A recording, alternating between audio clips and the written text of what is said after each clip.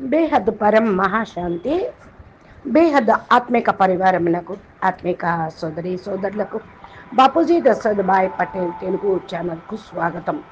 మనము కర్మ గొప్పదా, భాగ్యం గొప్పదా, ఈ రెండిట్లో ఏది శక్తిశాలి అనేటువంటి విషయం టాపిక్ సాక్షి బేహన్ ద్వారా మనము వింటూ ఉన్నాము.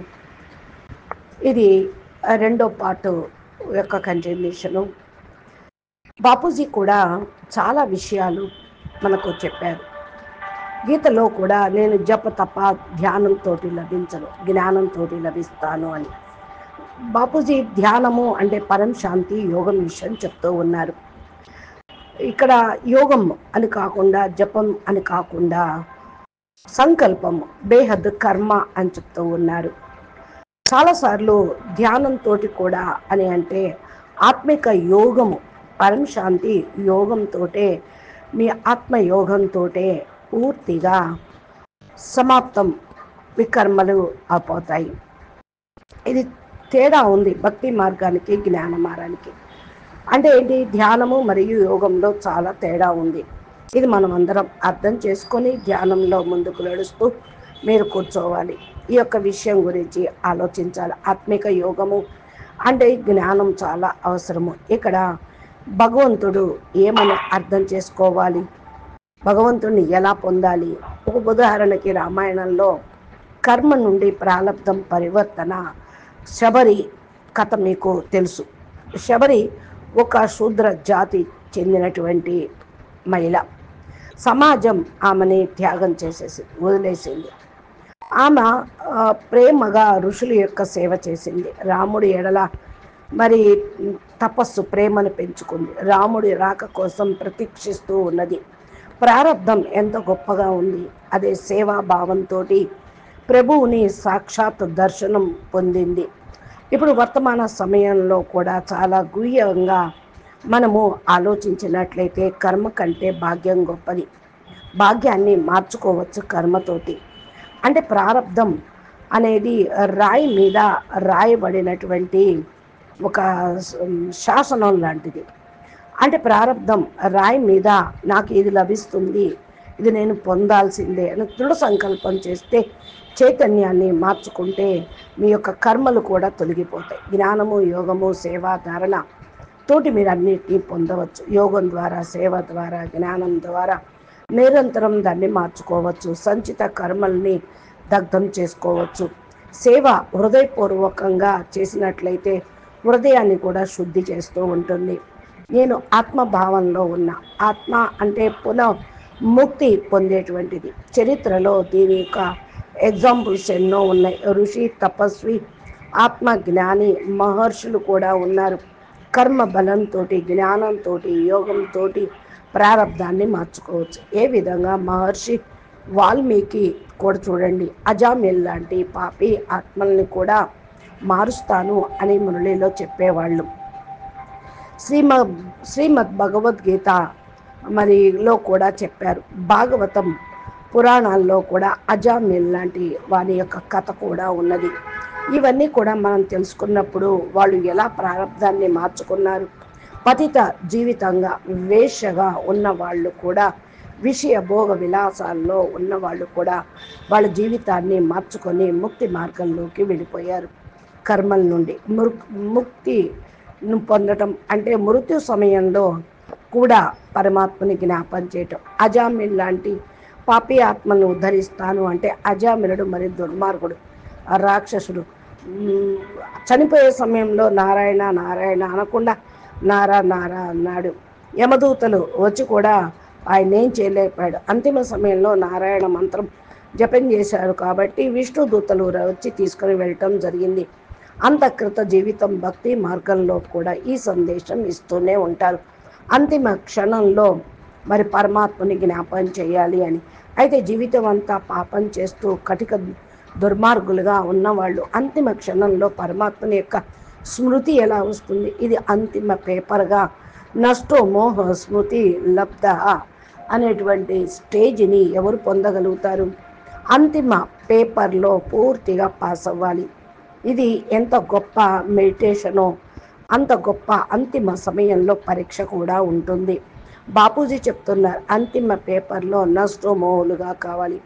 ఆ సమయంలో మీరు పేపర్లో పాస్ కాకపోతే, మీ పాపాలు ఇంకా ఉన్నట్లయితే, వాటిని జయించలేకపోతే, వికర్మలను జయించలేకపోతే మీరు మరి దాన్ని అనుభవించాల్సి వస్తూ ఉంటుంది. మీకు కాలాగ్నిలో దగ్ధం అవ్వాల్సి వస్తుంది. మీ జీవితంలో అంతిమ క్షణంలో మీరు నష్టమోలుగా అవ్వాలి అంటే ఆత్మిక స్థితిలో ఉండి ఆత్మస్వరూపం యొక్క అభ్యాసం చేస్తూ పురుషార్థం చేయాలి. మనము ఏదైతే చెప్తూ ఉన్నామో జీవితం మొత్తం పాపం చేస్తూ అంతిమ క్షణంలో భారంగా అయిపోతూ ఉంటుంది. ఎలా రక్షించుకోగలము మన్ని మనం అని అంటే చిరకాల అభ్యాసము, చిరకాల పురుషార్థము. శ్రీ నారాయణ భట్ శంకరాచార్యుడికి కూడా తండ్రి వారి యొక్క ప్రారబ్ధము లభిస్తుంది అన్నాడు. సంతానహీనంగా ఉన్నాడు, కానీ దాన్ని మార్చుకోగలిగాడు. ఘోరమైన తపస్సు చేసి ఆత్మజ్ఞానం యొక్క సాధన ద్వారా దాని యొక్క ఫలితం ఆ అద్వైత వేదాంత ప్రకాశ పుంజము కలిగినటువంటి ఆది శంకరాచార్యుని, శంకరుడు యొక్క అంశగా ఆయన పుత్రుణ్ణి పొందాడు.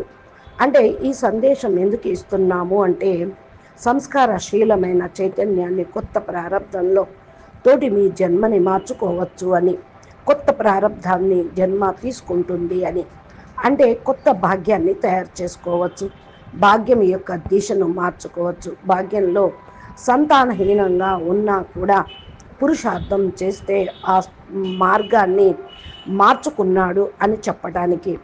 అంటే భాగ్యము మీ సంస్కారాన్ని కూడా, మీ యొక్క ప్రారంధాన్ని కూడా మారుస్తూ ఉంటుంది. భక్తి జ్ఞానంలో కూడా సమయం అనుసారంగా మీ జీవితంలో మరి పరివర్తన అనేది సాధ్యమవుతుంది. అద్వైత వేదాంత ప్రకాశము పుంజము మొదలైనటువంటి గురు శంకరాచార్యుడు కూడా చెప్పాడు కదా. రావణుడు యొక్క భార్య సోదరుడు విభీషణుడు రామాయణంలో ప్రారబ్ధం ఎలా పొందాడు? రాక్షస ప్రారబ్ధం ఆయనకి రాక్షస వంశంలో పుట్టినప్పటికీ మోహాన్ని త్యాగం చేసి నీతి విరోధిగా పరివారంలో పుట్టిన కూడా రాముడి యొక్క భక్తుడై పరివారంలో వారికి ఎవరు సహయోగం చేయకపోయినా, ఎవరికి జ్ఞానం లేకపోయినా కూడా మరి ఆయన మరి విభీషణుడు రాముడు చెంతకు చేరుకున్నాడు, సన్మార్గాన్ని ఎంచుకున్నాడు. అంటే ఏంటి? తన భాగ్యాన్ని మార్చుకున్నాడు అనే కదా. రాముడు యొక్క భక్తి చేశాడు. అదేవిధంగా సత్యం యొక్క పక్షాన తీసుకొని స్వధర్మాన్ని నిలుపుకున్నాడు. రావణుడి యొక్క కథ కూడా ఇదే కదా. రావణుడితో పాటు మరి ఆయన నిలవలేదు విభీషణుడు, ఆయనకు సహయోగం చేయలేదు. ఎందుకంటే అక్కడ ఉంటే అక్కడ ప్రారంధం కాకుండా, రాక్షసుడుగా కాకుండా నేను దివ్యత్వాన్ని, మానవత్వాన్ని పొందాలి అనుకున్నాడు. తన సంఘర్షణ పడిన ప్రపంచం మొత్తాన్ని ఎదుర్కొన్నాడు. సత్య మార్గంలో నడిస్తే సత్య ప్రాప్తి లభిస్తుంది అనుకున్నాడు. మధ్యలో కూడా మరి ఆ గుంపులో రాక్షసుల మధ్యలో ఉన్న పరిగెత్తుకుంటూ పారిపోయి వచ్చేసాడు కదా. అదేవిధంగా మీరు ఎక్కడ ఉన్నా అదేవిధంగా ఏ విధంగా బాపూజీ చెప్తూ ఉన్నాడో అక్కడ మీరు సత్యమైన మార్గాన్ని ఎంచుకోండి, అసత్యాన్ని వదిలేయండి. ఎక్కడ సత్యం ఉంటుందో అక్కడ విజయం ఉంటుంది. ఇక్కడ కూడా చూడండి, భక్తి మార్గంలో గుంపులు గుంపులుగా కోట్ల మంది సంఖ్య ఉంటుంది. అంటే అసత్యమని కాదు, సత్యమైన చోట గుంపులు గుంపులు ఉండరు. ఎందుకంటే కోట్లల్లో కొద్దిమందిలో కొద్దిమంది మాత్రమే తెలుసుకుంటారు అని చెప్పారు. చాలా కష్టంగా ఒక్కళ్ళు ఇద్దరు మాత్రమే రాగలరు. అంటే ఈరోజు మన యొక్క సంఖ్య 850 కోట్ల మంది పబ్లిక్ ఉన్నా కూడా ఇంతమంది బేహద్దు జ్ఞానం తీసుకోగలుగుతున్నారా? బేహద్దు జ్ఞానం ఎంతమంది వినగలుగుతూ ఉన్నారు? అనేక వేల యూట్యూబ్ ఛానల్స్ ఉన్నాయి, వెతుకుతూ ఉన్నారు. కానీ సత్య మార్గాన్ని ఎవరు పట్టుకుంటున్నారు? సాధు సంతు మహాత్ములు ఆత్మ జ్ఞానం మనకు ఇచ్చారు. మరి మన సబ్స్క్రైబర్స్ ఎంతమంది ఉన్నారు? బేహద్దు పరం శాంతి మోటివేషన్ ఛానల్లో భలే 2 లక్షల మంది అయ్యారు. తెలుగు ఛానల్లో 12,000 మంది 5-6 సంవత్సరాల నుంచి నడిపిస్తూ ఉన్నాం. సత్యమైన జ్ఞానాన్ని ఎవరు పట్టుకుంటారు? కోట్లల్లో కొద్దిమంది, లక్షల్లో కొద్దిమంది అని చాలా సంవత్సరాల నుంచి ఎంతో తపస్సు చేస్తే కానీ ఆత్మజ్ఞానం అందదు. ఆత్మ చింతన అభ్యాసం చేస్తే దేహ అభ్యాసం నుండి మీరు దేహాభిమానం నుండి, దేహ వికారాల నుండి బయటపడగలుగుతూ ఉంటారు. ఆత్మ చింతన చేయండి. బాపూజీ యొక్క లక్ష్యం ఇదే.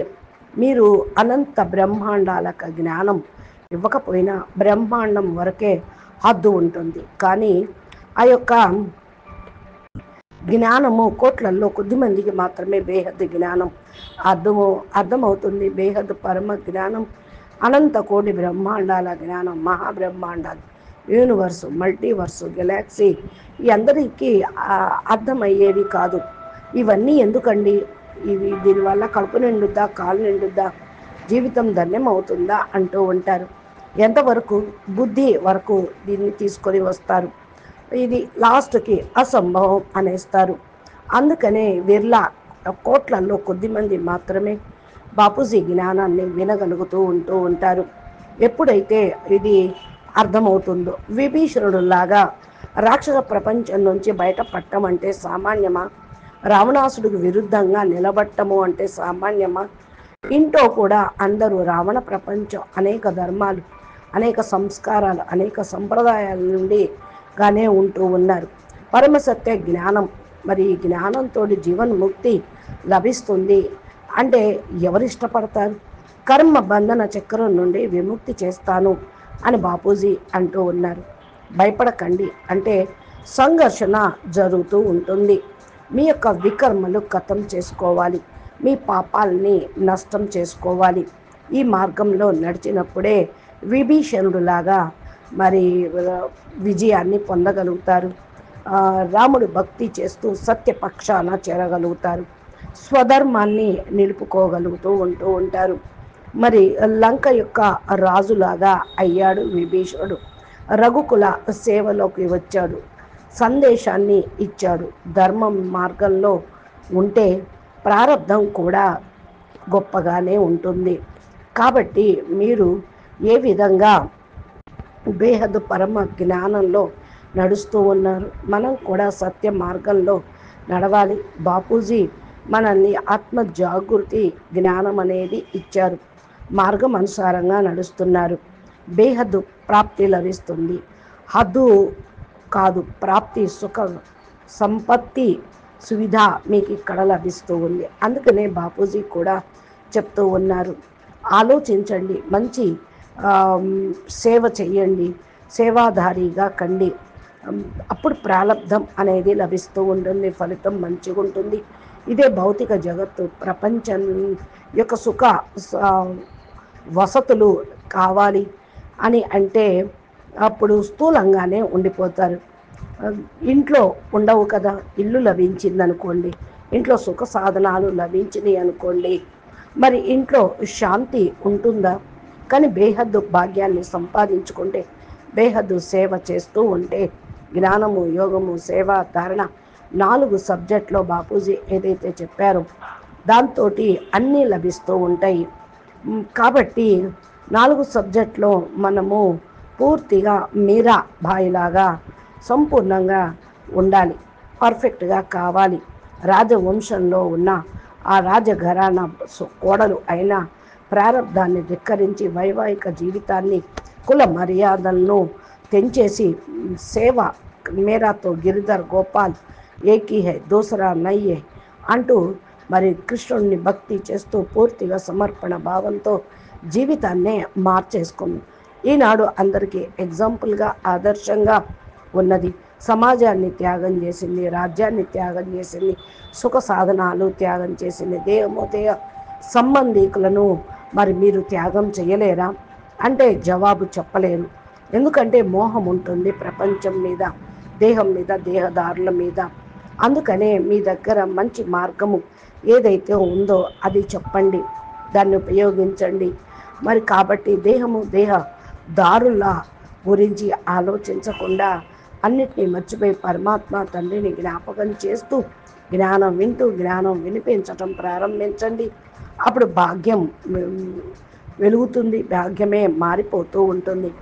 ఇప్పుడు చూడండి, ఎవరైనా చాలా రోజుల తర్వాత ఎవరైనా ఫోన్ చేశారనుకోండి, జ్ఞానం విషయాలు చెప్పండి, ప్రయత్నం చెయ్యండి. అప్పుడు వారికి కూడా మార్గం చూపించిన వాళ్ళు అవుతారు, జ్ఞాన మార్గంలో నడిపించిన వాళ్ళు అవుతారు. మనం కూడా రోజు తపస్సు చేస్తూ ఉన్నాం మన ఆత్మ కళ్యాణం కోసం, మన స్వ కళ్యాణంతో అన్ని ఆత్మల కళ్యాణం కూడా చెయ్యాలి. మనం పైన మరి ఏదైతే మరి బాపూజీ చెప్పారో దాని అనుసారంగా నడవాలి. పైన చెప్పటం కాదు, కచేరీలు కాదు, ఉపన్యాసాలు కాదు, చలోక్తులు కాదు. ఏం చేయాలి? శుద్ధమైన పరమ జ్ఞానము, పరమ ఊర్జ ఏదైతే బాపూజీ ఇస్తున్నారో దాన్ని పొందటం కోసం ప్రయత్నం అనేది చేయాలి. ఈ విషయాలు అందరికీ అర్థం అయ్యే విధంగా మనం చెప్పాలి, ప్రయత్నం చేయాలి. లేకపోతే మరి ఇంకా మనం ఎందుకోసం భూమి మీదకి వచ్చాము అది చేయకపోతే మనము తిరిగి వెళ్ళడానికి కుదరదు. కాబట్టి ఇక్కడ చెత్త చెదారం అంతా కూడా పడేస్తూ ఉన్నారు. ఊర్జాను ఇక్కడ మార్చుకోకపోతే మన యొక్క చెత్త చెదారాన్ని తీసుకొని వెళతామా? కాబట్టి సమాజం యొక్క చింతన వదిలేసి స్వచింతన, విశ్వ పరివర్తన, విశ్వ కళ్యాణము అనే భావాన్ని అందరిలోకి తీసుకొని రావాలి. కాబట్టి కొత్త విషయము, కొత్త మాట అందరికీ ఎక్కదు. సమయం ఇప్పుడు వచ్చేసింది. చాలా సంవత్సరాల నుండి జ్ఞానం విన్న తర్వాత కూడా సమస్యలు ఉన్నాయి, అది ఉన్నాయి అంటే అంతిమ క్షణం నడుస్తూ ఉంది. కర్మ బంధనాలు అంతిమ గడియ వరకు వస్తూ ఉంటాయి. ఎంత ఉన్నతమైన పదవో అన్ని పరిస్థితులు కూడా వస్తూ ఉంటాయి. అంతగా ఎదుర్కోవాలి. మరి కాబట్టి మాతాపితలు కూడా చూస్తూ ఉంటారు మిమ్మల్ని, మీ పిల్లలు మిమ్మల్ని చూస్తూ ఉంటారు.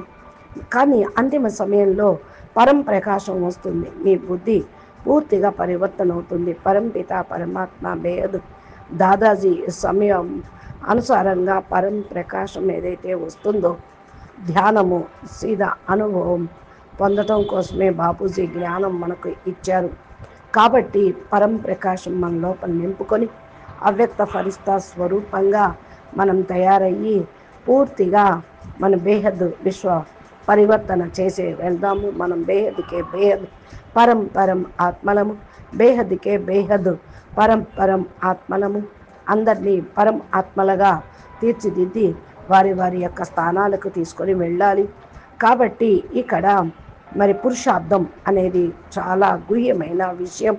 దీనిపైన ధ్యాస పెట్టండి, డీప్గా చేయండి, అధ్యయనం చేయండి. నా యొక్క స్థితి పూర్తిగా బాగలేదు అని అంటే ఆ సమయంలో మీరు పూర్తిగా పరివర్తన కావాలి. సమయం ఇప్పుడు వచ్చింది. పురుషార్థం ఏంటి, ప్రారంధం ఏంటి అన్నీ కూడా మనకు వస్తూనే ఉన్నాయి. కనీసం సమయం అనుసారంగా కూడా 2 నిమిషాలు, 3 నిమిషాలు, గంట, 2 గంటలు అట్లాగైనా సరే పురుషార్థం అనేది చెయ్యాలి. కాబట్టి శ్రేష్టమైనటువంటి సేవ, శ్రేష్టమైనటువంటి ప్రాప్తి పొందాలి అంటే మనము శ్రేష్టాతి శ్రేష్టంగా పాపని పట్టుకొని ఆ స్టేజ్కి వెళ్తే ఆ గడియ, అంతిమ గడియ అనేది వస్తూ ఉంటుంది. అచ్చా, విశ్వాసంతో చెయ్యండి. విశ్వాసం లేకపోతే బేహద్ జ్ఞానాన్ని ధారణ చేయలేరు. అప్పుడు పశ్చాత్తాపడాల్సి వస్తుంది. పురుషార్థం లేకుండా బాపూజీ కూడా మనకి ఏమి హెల్ప్ లైన్ ఇవ్వలేరు. చేతావని అయితే ముందు నుంచే అటెన్షన్ ప్లీజ్ అంటున్నారు. బాపూజీ లైవ్లో కూడా వీడియోస్ తోటి మనం ఆత్మస్వరూపం గురించి చెప్తూ ఉన్నారు. ఆ నెక్స్ట్ రోజు నుంచే మరి మనం ఎలా ఉన్నామో అనేది చూసుకుంటూ ఉండాలి. అచ్చా, పరం శాంతి, నమస్తే, ధన్యవాదాలు. బేహద్కే బేహద్ పరం పరం మహాశాంతి హై, మహాశాంతి హై, మహాశాంతి హై. అచ్చా, నమస్తే. బాపూజీ దశరథభాయ్ పటేల్ తెలుగు ఛానల్లో మీరు బాపూజీ చెప్పినటువంటి దివ్య జ్ఞానాన్ని వినాలి, అర్థం చేసుకోవటానికి, మీరు పూర్తిగా ధారణ చేయటానికి మా ఛానల్ ద్వారా బాపూజీ జ్ఞానంను ఫాలో అవుతూ ఉండండి. ప్రారంధం కర్మ చేస్తేనే లభిస్తూ ఉంటుంది. ఒకదాన్ని మించి ఒకటి కర్మే చేస్తే ప్రారంధం లభిస్తుంది. ప్రారంధంలో ఉంటే శ్రేష్ట కర్మలు మీరు చేస్తూ ఉంటారు. అచ్చా, నమస్తే, ధన్యవాదాలు. బేహద్కే బేహద్, పరం పరం పరం, మహాశాంతి హే, మహాశాంతి హే, మహాశాంతి. నమస్తే.